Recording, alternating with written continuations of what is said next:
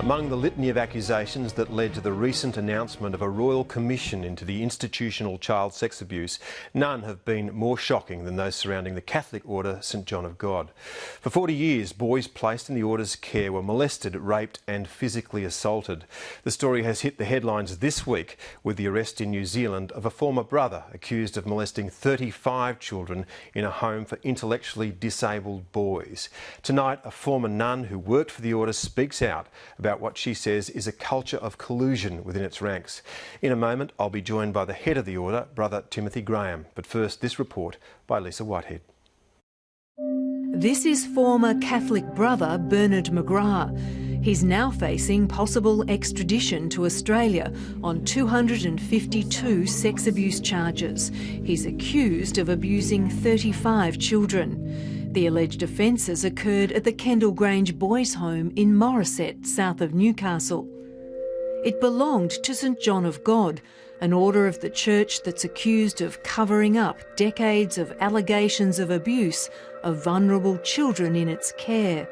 It's behaviour that's endemic within the order, and it's been allowed to go on for decades. My latest count is about 200 victims, each of whom would have 5, 6, 10 or 20 allegations. So we're up to the thousands in terms of the number of incidents that have been reported. Yarra View, a farm and workshop in Lilydale on the outskirts of Melbourne, was home to 90 intellectually disabled boys and men. It featured in a documentary aired by the ABC. Yarra View is administered by a Roman Catholic order, the Brothers of St John of God. These 4 men live here with their family of 90, and together with a secular staff of about 30, they manage the farm and workshop where the men work, and they accept responsibility for their general welfare. For 40 years, from the 1950s, this was one of 4 homes and a hostel run by the order in Victoria and New South Wales. Most of the boys and young men placed in their care were intellectually disabled. The brothers took a vow dedicating themselves to serving the church in the assistance of those who suffer and are in need. It is my life and I want to give it as a gift.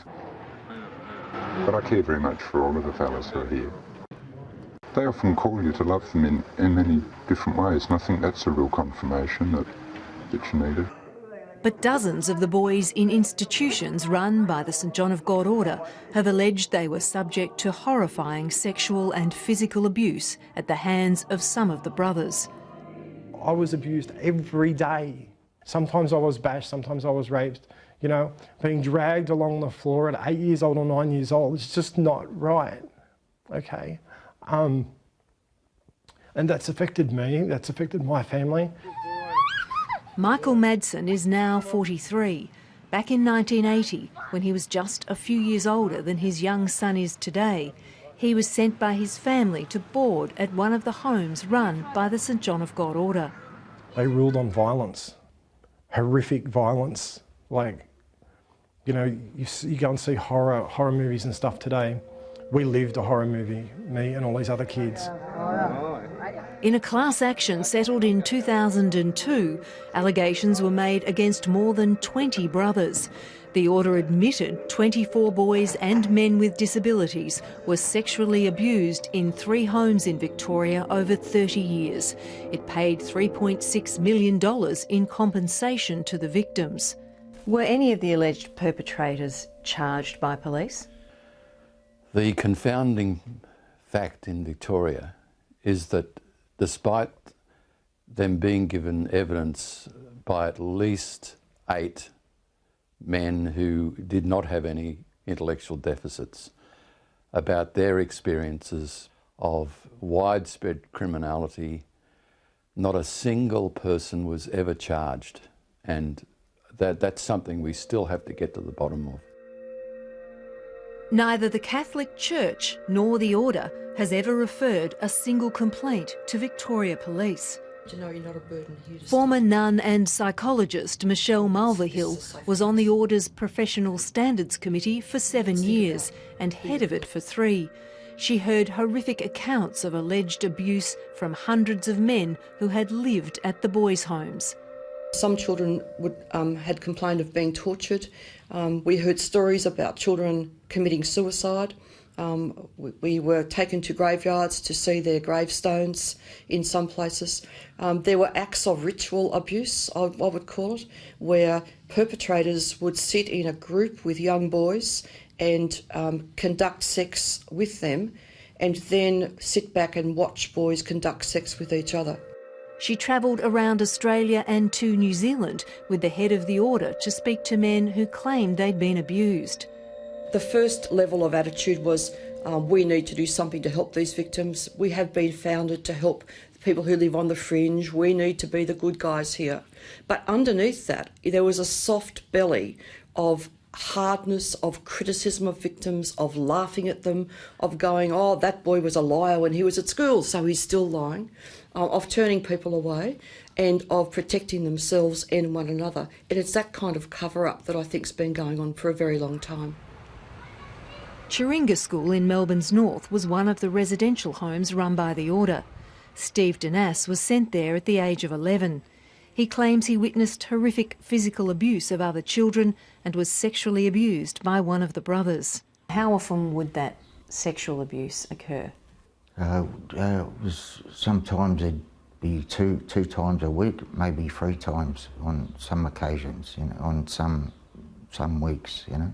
And how many years did this go on for? It was about, well, it started when I was 11, and it was about 5 or 6 years. The man he accuses of molesting him was then known as Brother Gabriel Mount. Steve Denas went to the police with his allegations in the mid-1990s, but no charges were laid. Well, they just said it'd be your word against his. But, you know, if I had that time over again now, like, if I had the chance, yeah, I would go to court. Instead of pursuing criminal charges against Brother Gabriel, he took his complaint to the order. In 1998, the order paid Steve Denas compensation and put $40,000 into a trust fund for his daughter for damages relating to claims of sexual abuse against Brother Gabriel. It admitted no liability. As part of the deed of settlement with the order, Steve Denas signed a confidentiality agreement. Hush money. I can't call it compensation because it's not. Gabriel Mount left the order and is now known as Father Roger Mount. Today he's a parish priest in Papua New Guinea. They move him around from place to place, you know. It's like, you know, this Gabriel Mount's in New Guinea. You know, what's he doing in New Guinea? They hide them and they move them overseas. They hide them in houses that they own, and they go on as if nothing's wrong. Father Roger Mount has never been charged with any sex offences, and when confronted last week, denied Steve Denas's claims that he sexually abused him. Michael Madsen received 2 confidential compensation payouts from the Order of St John of God. One in 1992 and the second in 1995, after he says he threatened to go to the police and the media with his allegations of abuse by another brother. The order did not admit liability, and Michael Madsen had to agree to discontinue any proceedings already commenced in the court. It's a huge cover-up, yeah, obviously, and the church is just paying out money when they have to or when they see something in the newspaper, you know. Like, I expect a phone call tomorrow for them asking for all the money back, you know. I believe that's going to happen. Michelle Mulverhill quit the order in 2007, disgusted at the way in which it handled complaints. She wrote to the head of the Order of St John of God in Rome, demanding the organisation be shut down in Australia. He wrote back and said, "Oh dear, this couldn't possibly be true. There may have been some things that happened in the past, Michelle, but nothing's happening at the moment. Yet we have very recently in the newspapers discovered St John of God people in Papua New Guinea with live-in help of youth. We have also several brothers who are under police investigation at the moment. Now, that doesn't add up to me. Michael Madsen says he's struggled to hold down a job and battled depression, alcohol and drug abuse throughout his adult life. He's now the sole carer of his 5-year-old son, but has no contact with his 6 other children. Now I have a 5-year-old child that I have to focus on 24 hours a day and protect. And I have to put him to school next year. I know he's not going to be abused there, but I'm so scared of giving somebody else a responsibility to take care of him. And I love him to death, you know, but he needs to know, and this is why I'm doing all this now, you know. I want him to grow up seeing that his dad stood up and did this.